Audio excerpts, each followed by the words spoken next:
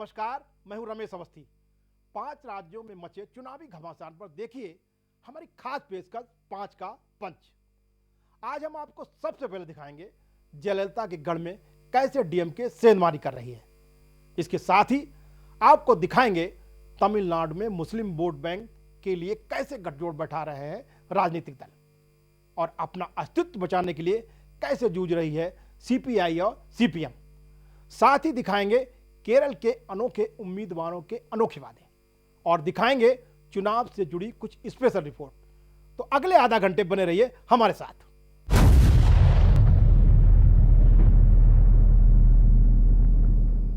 कभी साउथ में सत्ता पर काबिज रही कम्युनिस्ट पार्टियां आज अपने अस्तित्व के लिए लड़ाई लड़ रही हैं। तमिलनाडु में अपने वजूद को बचाने के लिए सीपीआई और सीपीएम की लड़ाई पर देखिए हमारी एक खास रिपोर्ट।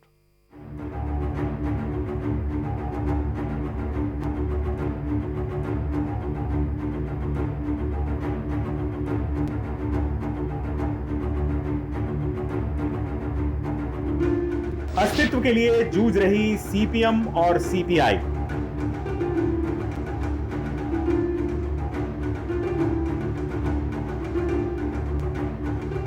दोनों दलों के लिए खाता खोलना है चुनौती।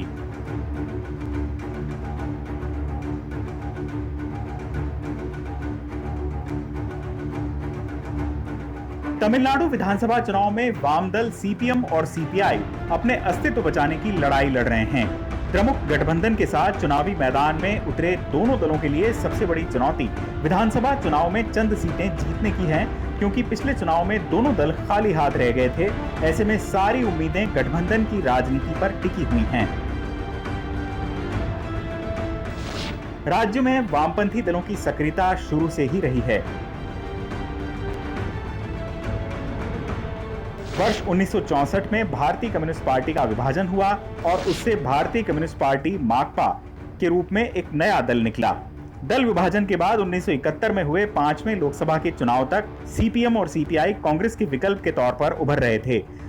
निजी पूंजी की समाप्ति और उत्पादन के संसाधनों का समाजीकरण, जो जमीन को जोते बोए वही जमीन का मालिक होए, जैसे तमाम लोक लुभावन नारों के साथ विदेश से आयातित साम्यवाद और समाजवाद का भारत में प्रवेश और उनका भारतीय जनमानस पर प्रभाव अपने आप में शोध का विषय है। फिर भी एक बात जरूर है कि दोनों ही दलों ने भारत में वर्ग के बदले कास्ट का सहारा लेकर अपना विस्तार किया। कुछ एक को छोड़ दें तो बड़े बड़े समाजवादी नेता पहले जातिवादी हुए और अंत में परिवारवादी राजनीति के पर्याय बन गए। साम्यवादियों और समाजवादियों में एक और समानता है और वह है उनका विभाजन। देश के जिन 5 राज्यों में फिलहाल चुनावी प्रक्रिया जारी है, उनमें से 2 राज्य पश्चिम बंगाल और केरल में वामपंथी न केवल कांग्रेस के विकल्प के रूप में उभरे, बल्कि दशकों तक सत्ता में कायम रहे। इस बार के चुनाव में स्थिति कुछ अलग है। केरल में जहां कांग्रेस और कम्युनिस्टों के बीच तीखी लड़ाई जारी है, वहीं बंगाल में उनकी चुनावी साझेदारी भी है। यह साझेदारी समझदारी की है या लाचारी की, इस बारे में चुनाव परिणाम के बाद ही कुछ कहना दीगर होगा।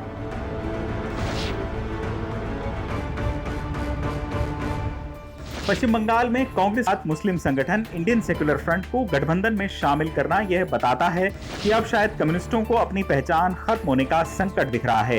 एक वक्त वह भी था जब महंगाई, बेरोजगारी और शोषण के खिलाफ लाल झंडे के बैनर तले गरीबों को लामबंद करने में कम्युनिस्ट न केवल सफल हो रहे थे, बल्कि राजनीति में अपनी एक अलग पहचान भी बना रहे थे। उनके काम करने का तरीका उन्हें अलग पहचान दिलाता था। दूसरे दल से आने वाले दल बदलू, पैसे वाले, घोर जातिवादी और भ्रष्टाचारी कम्युनिस्ट पार्टी का टिकट पाने में सफल नहीं होते थे। उनके लिए विचारधारा और संगठन से ऊपर कोई नहीं था। अन्य दलों की तरह पार्टी के झंडे पर किसी नेता का फोटो नहीं होता था। व्यक्ति से बड़े दल के कथन को कम्युनिस्टों ने साकार भी किया। कॉमरेड ज्योति बसु का प्रधानमंत्री नहीं बनना और सोमनाथ चैटर्जी को चुनावी टिकट से वंचित रखना इसका सबसे बड़ा उदाहरण है। जन समस्याओं को लेकर संसद से सड़क तक संघर्ष करने वाले कम्युनिस्टों को अगर अपनी पहचान का संकट सता रहा है, तो इसके लिए वो स्वयं जिम्मेदार हैं।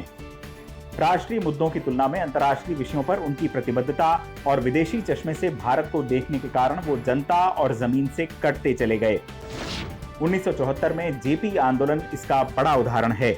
सोवियत रूस समर्थक सीपीआई ने उस वक्त आंदोलन का विरोध करने के साथ ही जेपी को अमेरिकी एजेंट तक करार दे दिया था।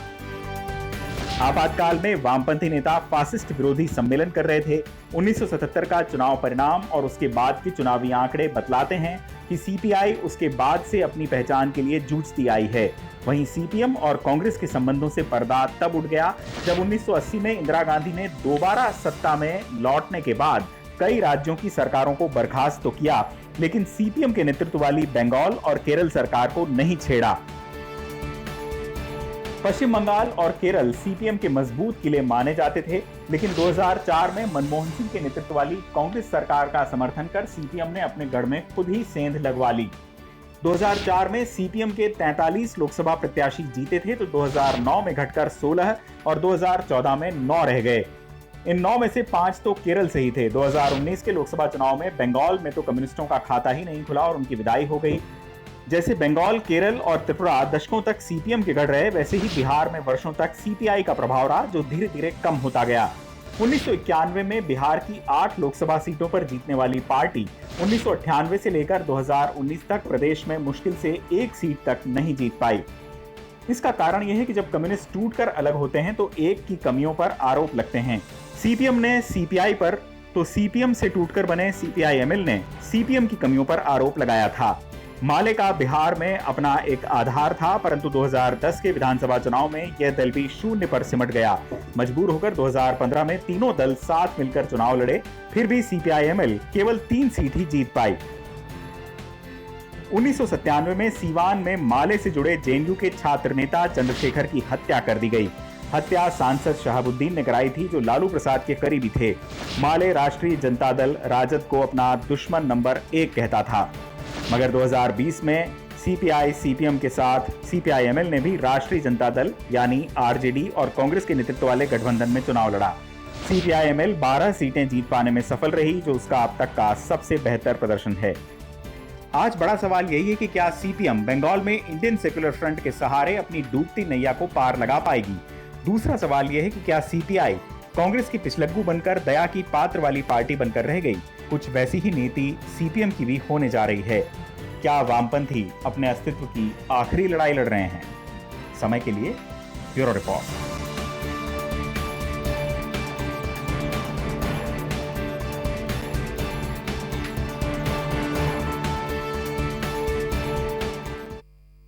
तमिलनाडु में मुस्लिम मतदाता गेम चेंजर हो सकते हैं। एआईएमआईएम और एसडीपीआई के गठबंधन से मुस्लिम मतदाता के रुख पर क्या प्रभाव पड़ सकता है, देखिए हमारी खास रिपोर्ट। तमिलनाडु में गेम चेंजर हो सकते हैं मुस्लिम मतदाता। एआईएमआईएम और एसडीपीआई ने किया गठबंधन। तमिलनाडु में मुस्लिम दलित वोट बैंक पर है कमल हासन की नजर।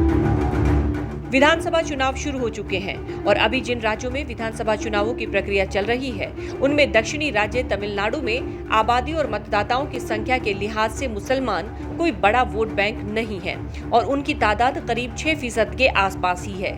मगर दलित और अल्पसंख्यक ईसाइयों के साथ मिलकर वो राज्य की कई विधानसभा सीटों पर असरदायक हो सकते हैं। तमिलनाडु के 235 विधानसभा निर्वाचन क्षेत्रों में से 100 से ज्यादा निर्वाचन क्षेत्रों में मुस्लिम समुदाय के 2000 से 80,000 तक वोट हैं और ऐसे में मुस्लिम मतदाता एक गेम चेंजर हो सकते हैं। ये दल हैं चुनावी मैदान में।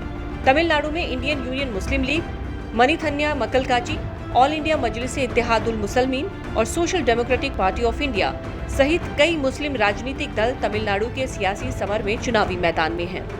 एमएनएम चीफ कमल हासन को भी यहाँ के मुसलमानों का व्यापक समर्थन मिल रहा है। इसके अलावा मुस्लिम मतदाता द्रविड़ मुनेत्र कड़गम के साथ वाली इंडियन यूनियन मुस्लिम लीग और मनीथाने मक्कलकाची के गठबंधन और टीटीवी दिनाकरन के साथ होने वाली एआईएमआईएम और एसडीपीआई के गठबंधन के बीच बटे हुए हैं। यहाँ अच्छी तादाद में है मुस्लिम। तमिलनाडु के 2 जिले वेल्लोर और रामनाथपुरम ऐसे जिले हैं जहां मुसलमानों की अच्छी खासी तादाद है और यहां मुस्लिम मतदाता काफी प्रभावी हैं। इसी आधार पर असदुद्दीन ओवैसी की एआईएमआईएम पार्टी यहां अपनी पार्टी का खाता खोलने की संभावनाएं तलाश करने में जुटी है। 2016 में हुए राज्य विधानसभा चुनावों के दौरान एआईएमआईएम ने वेल्लोर जिले की सीट वनियामदी और कृष्णागिरी पर अपने उम्मीदवार उतारे थे। 2019 में वेल्लोर में हुए उपचुनाव में ओवैसी ने डीएमके के लिए चुनाव प्रचार भी किया था। 2019 में इंडियन यूनियन मुस्लिम लीग ने रामनाथपुरम सीट जीत ली थी। ऐसे में कहा जा सकता है कि तमिलनाडु इलेक्शन में ओवैसी और IUML अपने सहयोगी दलों को समर्थन देकर और कुछ स्थानों पर अपने उम्मीदवार खड़े करके अपना दमखम दिखाएंगे। AIMIM और SDPI ने किया गठबंधन। तमिलनाडु में होने वाले विधानसभा चुनाव से ठीक पहले TTV दिनाकरन ने मुस्लिम अल्पसंख्यक वोट बैंक पर नजर रखते हुए ऑल इंडिया मजलिस इत्तेहादुल मुसलमीन और Social Democratic Party of India के साथ गठबंधन किया है। राजनीतिक विश्लेषकों का कहना है कि तमिलनाडु की राजनीति में बने रहने के लिए दिनाकरन ने ये चुनावी गठबंधन किया है। हालांकि तमिलनाडु की उभरती हुई राजनीतिक पार्टियों AIMIM और SDPI के साथ मिलकर दिनाकरन ने एक जुआ तो खेला है, लेकिन इन पार्टियों का तमिलनाडु में जनाधार कितना है जो यहाँ की राजनीति में जमने के लिए उनके लिए मददगार साबित हो सकता है, ये जरूर देखने वाली बात होगी। तमिलनाडु में मुस्लिम दलित वोट बैंक पर कमल हासन की नजर। मशहूर फिल्म अभिनेता और मक्कल निधि मयम यानी MNM के प्रमुख कमल हासन तमिलनाडु में मुस्लिम और दलित वोट बैंक में पैठ बनाने की कोशिश कर रहे हैं, जो 6 अप्रैल के विधानसभा चुनाव में उन्हें काफी चुनावी लाभ दिला सकता है। वैसे कमल हासन खुद तो ब्राह्मण है, लेकिन वो मुस्लिम और दलित दोनों समुदायों को अपना समर्थन देने में मुखर रहे हैं। 2019 के आम चुनावों में प्रचार के दौरान कमल हासन ने मुस्लिम बहुल इलाके अरुवर कुरुची में एक पब्लिक रैली में कहा था कि देश का पहला आतंकवादी नाथूराम गोडसे एक हिंदू था। हालांकि इस बयान से मुस्लिम समुदाय पर कोई खास असर नहीं पड़ा, लेकिन उनके कार्यों और कई मुद्दों पर उनके समर्थन ने समुदाय को यह महसूस कराया कि कमल हासन उनके साथ हैं। पर साथ ही राज्य के कई मुसलमान ये भी मानते हैं कि बेशक हम कमल हासन से प्यार करते हैं और उनका सम्मान करते हैं, क्योंकि उन्होंने सार्वजनिक रूप से ये कहा था कि भारत में चरमपंथ का बीज महात्मा गांधी की हत्या करके गोडसे ने बोया था, लेकिन अभी उनका लिटमस टेस्ट होना बाकी है।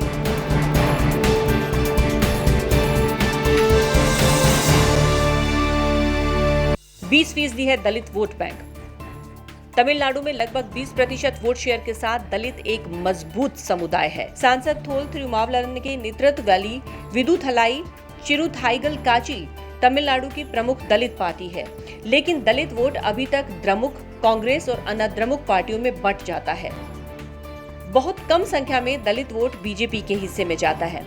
कमल हासन अल्पसंख्यक मुसलमानों और ईसाइयों के साथ दलितों में अपनी लोकप्रियता के आधार पर कोयम्बटूर दक्षिण निर्वाचन क्षेत्र से अपनी किस्मत आजमा रहे हैं। यहाँ इन समुदायों के करीब 45% वोट हैं। यहाँ कमल हासन का मुकाबला बीजेपी नेता वनाथरी श्रीनिवासन से है, जो कि पार्टी की महिला मोर्चा की राष्ट्रीय अध्यक्ष हैं और जो AIADMK बीजेपी गठबंधन के उम्मीदवार के रूप में चुनाव लड़ रही हैं। अरकोनम में MNM के एक पदाधिकारी वैद्यनाथन का कहना है कि कमल हासन निश्चित रूप से एक अच्छे वोट कैचर हैं और इस तरह के मुद्दे उन्हें आगे ले जाएंगे और उन्हें उम्मीद है कि दलित हमारे उम्मीदवारों के लिए बड़ी संख्या में मतदान करेंगे। MNM इस बार विधानसभा चुनावों में 154 सीटों पर चुनाव लड़ रही है और पार्टी के नेता मुस्लिम और दलित दोनों समुदायों का समर्थन हासिल करने की कोशिश कर रहे हैं, ताकि पार्टी उम्मीदवारों के लिए जीत आसान हो सके। अब देखना यह है कि इन चुनावों में मुस्लिम मतदाताओं का रुझान क्या रहता है। फिलहाल मुसलमानों का बहुमत DMK पार्टी और उसके गठबंधन के साथ जाता हुआ दिखाई दे रहा है। इसकी 2 वजह हैं। एक तो इस गठबंधन में कांग्रेस और मुस्लिम लीग शामिल है, दूसरे सत्ताधारी AIADMK का गठबंधन बीजेपी के पास है। Bureau report. केरल में निर्दलीय उम्मीदवार सुलेमान हाजी अपने अनूठे वादों को लेकर सुर्खियों में हैं। क्या है जनता से सुलेमान हाजी के वादे, आइए देखते हैं।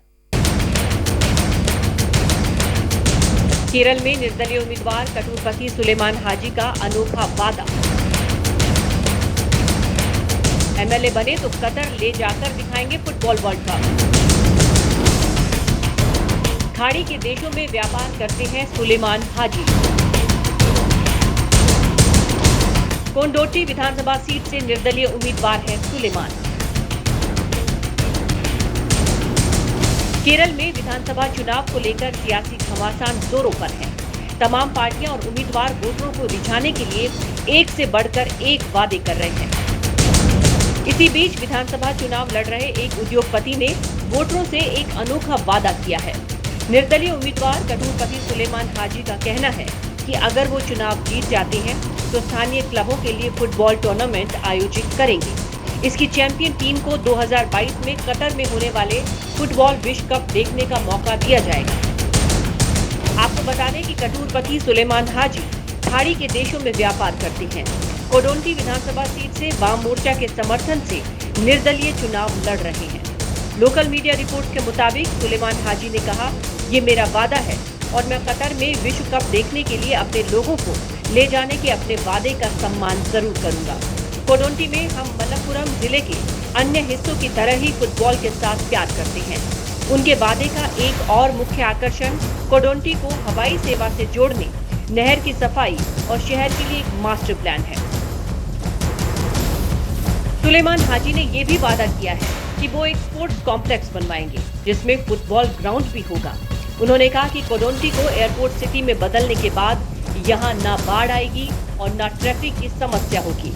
आपको बता दें कि इलाके में सुलेमान हाजी का अच्छा खासा दबदबा है। नामांकन में जानकारी छिपाने के लगे हैं आरोप। आरोप है कि हाजी की दूसरी पत्नी पाकिस्तानी है और उन्होंने इसकी जानकारी अपने नामांकन पत्र में छिपाई है। इस पर सुलेमान हाजी का कहना है कि मुस्लिम लीग मुद्दे भटकाने के लिए उन पर व्यक्तिगत हमले कर रही है, लेकिन वो विकास की राजनीति करते हैं, लिहाजा इस पर कोई जवाब नहीं देंगे। तमाम आरोपों के बावजूद सुलेमान हाजी का नामांकन मंजूर हो चुका है। केरल के राजनीतिक हालात। केरल में 6 अप्रैल को सभी 140 विधानसभा सीटों की वोटिंग होगी। 2016 के विधानसभा चुनाव में एलडीएफ 91 और कांग्रेस के नेतृत्व वाले यूनाइटेड डेमोक्रेटिक फ्रंट यानी कि यूडीएफ को 47 सीटें मिली थी। यहाँ सरकार बनाने के लिए 71 सीटों की जरूरत होती है। राज्य में पिनाराई विजयन सीपीआई-एम के नेतृत्व वाले लेफ्ट डेमोक्रेटिक फ्रंट यानी एलडीएफ की सरकार है।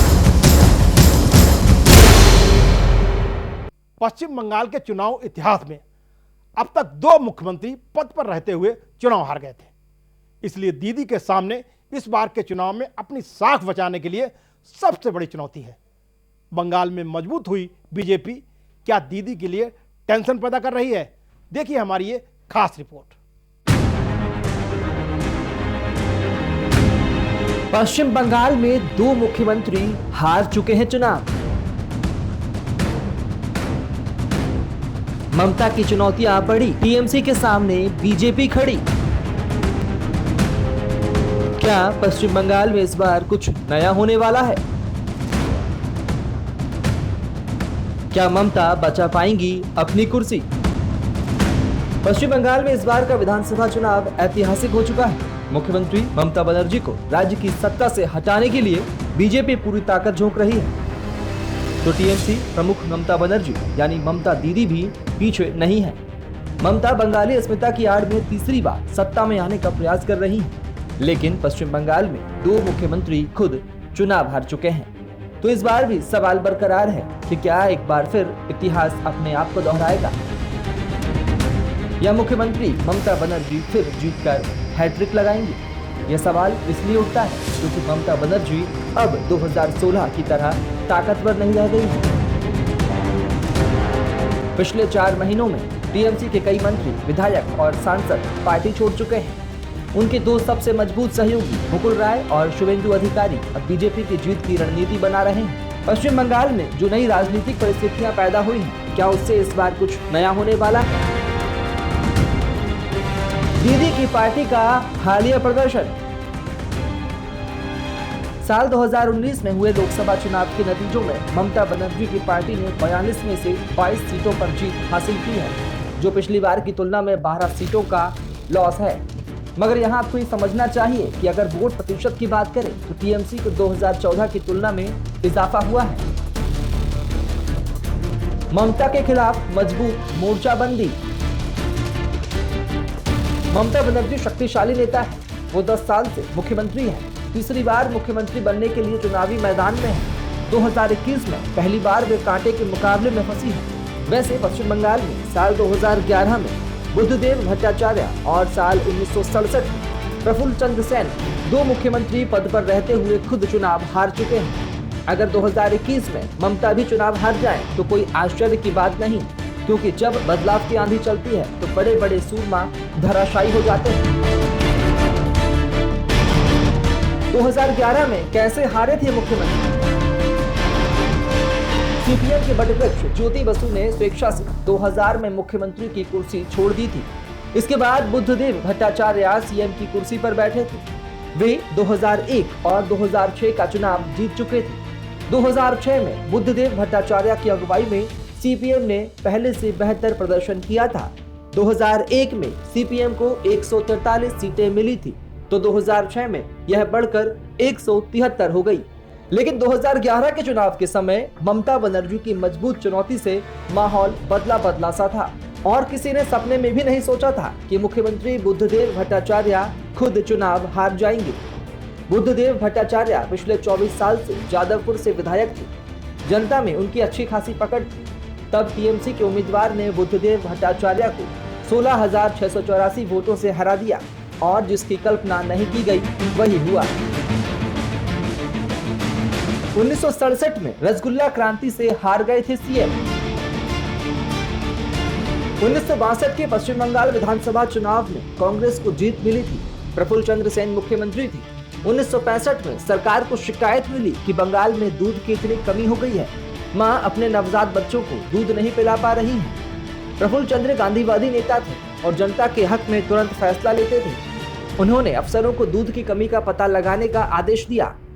उन्हें बताया गया कि राज्य में उपलब्ध दूध का अधिकतम इस्तेमाल रसगुल्ला बनाने में हो रहा है। अधिकांश दूध का छेना फट जा रहा है, इसलिए पीने के लिए दूध नहीं मिल पा रहा है। तब मुख्यमंत्री प्रफुल्ल चंद्र सेन ने कुछ समय के लिए रसगुल्ला बनाने पर रोक लगा दी।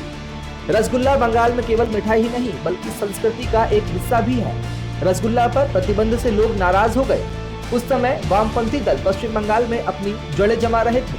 उन्होंने इस मुद्दे पर आंदोलन छेड़ दिया। शहर शहर में प्रफुल्ल सरकार के खिलाफ प्रदर्शन होने लगे। 1967 का चुनाव हुआ तो लोगों में कांग्रेस और प्रफुल्ल चंद्र के खिलाफ गुस्सा था। इसका नतीजा ये हुआ कि कांग्रेस तो हारी ही, सीएम प्रफुल्ल चंद्र सेन भी खुद विधानसभा का चुनाव हार गए। इस बार के चुनाव में ममता बनर्जी की पार्टी तृणमूल कांग्रेस पर पूरे देश की निगाहें टिकी हैं। देखना होगा कि ममता बनर्जी और उनकी पार्टी टीएमसी अपने इस शाख को बचाने में कामयाब होती है या फिर दीदी की सत्ता को बीजेपी उसी तरह उखाड़ फेंकती है जैसे लेफ्ट का सियासी पतन ममता ने किया था। हमारी खास पेशकश 5 के पंच में बस इतना ही। तमाम छोटी बड़ी खबरों और राजनीतिक हलचल के लिए आप चलते रहिए समय के साथ और मुझे दीजिए इजाजत। सहारा प्रणाम।